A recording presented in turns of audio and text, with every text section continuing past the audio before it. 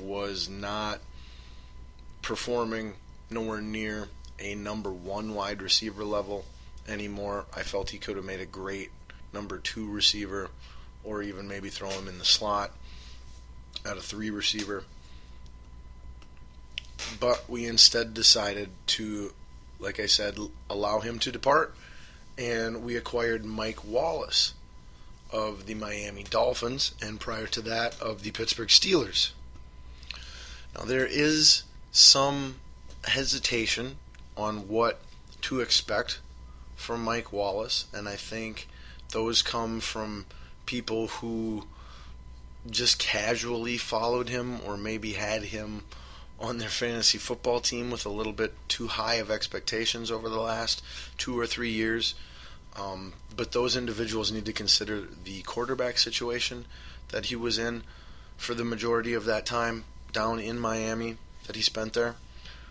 Just up until last year when Ryan Tannehill started to really make some strides and establish himself as a, at least a, middle of the pack level starting quarterback in the NFL with potential to be much more than that yet. Other than that, 1 year last year, he's had a really bad quarterback situation his entire time down in Miami. And he still produced 1,000-yard seasons every year. And I want to say he had double-digit touchdowns the majority of those years. I don't know. I should probably look that up. But he was good. He just wasn't he wasn't putting up lights out big game numbers from time to time like he was in Pittsburgh. But in Pittsburgh, he had another wide receiver all the time across from him to help out with the coverages, and he also had a great quarterback to get him the ball, and an established coaching staff that knew what their identity was as a team and how they intended to use the people that they had, the personnel on the field that they had. Miami also had a fluctuating coaching staff throughout most of Mike Wallace's tenure there as well. So, point being on all that, whoop-de-doo, what does it all mean, Basil? Get to the point, Scotty Bull. All right, well, the point on all that is Mike Wallace had a lot working against him the whole time down in Miami, and he still found ways, if you look at the numbers, to produce the entire time. He didn't lose a step. He still brought to the table on the field, from a player athletic production standpoint, as billed, as advertised. There have really been no real look at that season on his career, look at those couple years in the career of Mike Wallace where you go, I don't know. He was really good here, but then he struggled, and I don't know what we're getting. No, he's been pretty consistently productive and successful his entire career.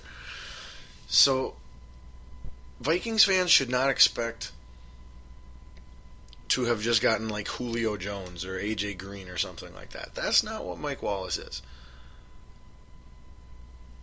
But we just got a legitimate number one receiver that athletically, skillfully, at the position, can do everything that Norv Turner's offense needs the number one on the depth chart, on the roster, wide receiver to possess. That's what you need to know, and that's what you need to expect. So, barring injury to, like I said, pass protectors, Teddy, or, in this case, Mike Wallace as well, expect Mike Wallace to have a very good, productive season as a number one wide receiver. And then at number two wide receiver, a lot of people are forgetting about Charles or Charlie, whatever you want to call him, Johnson. Not our former offensive lineman, but the wide receiver who emerged last year, former Green Bay Packer, draft choice, I believe, and then from there he spent a short amount of time in Cleveland where he befriended the Turner family, Norv and his son Scott, who are both on the Minnesota Vikings coaching staff, and they were impressed with him. And he had injury issues, I believe, while in Cleveland. There was obviously no depth chart room on Green Bay. That was the issue there. And then he had an injury issue in Cleveland when he got healthy again, the Turners brought him in for a workout with the Vikings last year, and he ended up being arguably our best wide receiver last year. And so long as he stays healthy, there is no reason to believe that he won't continue to develop and produce both as a wide receiver at the position and in Norv Turner's offense, and the chemistry. The thing that stood out with Johnson at wide receiver last year was the chemistry that he and Teddy Bridgewater seemed to have instantly and throughout the entire run that those two were in the starting lineup together. Now, if that stays true, we could have, and I'm not saying these are the expectations, but I mean just to try to think of a comparison you could remember and understand, it would be a potential wide receiving core of the, Chris Carter, Randy Moss, but I mean, taper that down. But I mean, just the same style. You know what I'm saying? Not like this, not the same production, okay, but the same style, where Charles Johnson can be that go-to red zone target. He can be the third down converter, with a la Chris Carter, and Mike Wallace can be your big play, stretch the field, manipulate the defense, and keep them honest guy, a la Randy Moss. Now, again, that's not to say that the numbers, you should expect those types of numbers.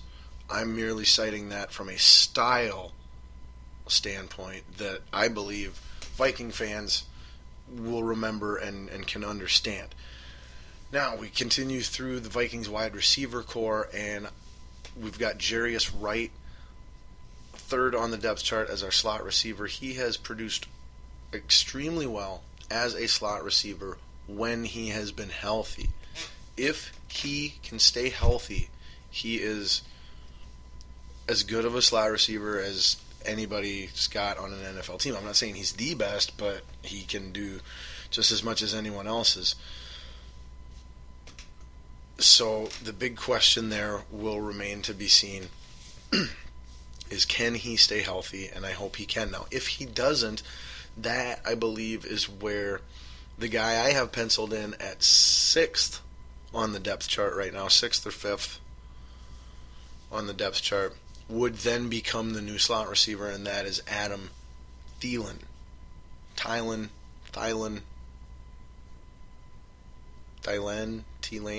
If you're a Vikings fan, you know what I mean. You know who I'm talking about. Well, I'll have to look up that correct pronunciation. But he is, to me, your ideal backup slot receiver, and can be a very, a poor man's Wes Welker, for lack of a better comparison, should Jarius Wright go down at some point, with injury, as he has done throughout the majority of his career. Now, everything I hear says that he is as healthy as he's been as a Minnesota Viking, but just because he is healthy now does not mean he is going to remain durable, as he has not shown us any evidence that he can do that. That's not to say that he can't, but it is a question mark, and in the NFL, you always need a plan B, a capable plan B in place. Just look at the Arizona Cardinals last year, their quarterback situation, or plan C and D in their case. But you can never have enough good backup plans. That's the message there on a football team. And so Adam Thielen, whatever, he will make the team and be the backup slot receiver, in all reality, sitting 5th or 6th on the depth chart, unless Jarius Wright goes down or needs a sub at some point in time. But so then we get to the number 4 wide receiver spot on our depth chart, and this is where I feel it's going to get a little interesting, whether Cordero Patterson can establish that spot as his, or whether he continues to fall down the depth chart, merely be used as a rare trick play or kick returner guy, that I think right now they've got Patterson penciled in as the number 4 receiver. I don't know. I have no reason to believe that he's going to beat out our 5th round draft choice, Stefon Diggs, for the job. Diggs is just a much better receiver by all measurables to any intelligent football observer of any kind. And watching Patterson's regression over his short career in Minnesota and seeing the lack of the questionable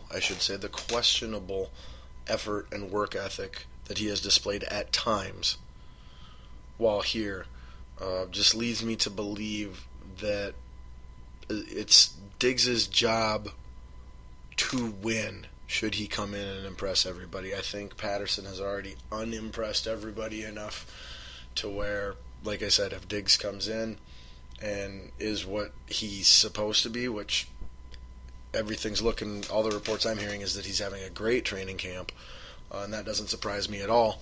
I was surprised we got him as late in the draft as we did, but it was a very talented and deep wide receiver draft class again this year, and the Vikings took advantage of that when they got Diggs.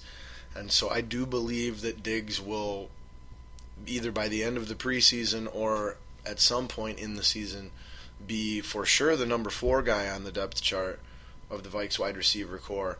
And I would look for him to be the guy to move to the number 2 spot should either Charles Johnson get injured or Mike Wallace get injured. If Mike Wallace got injured, Charles Johnson would move up to the number 1 receiver.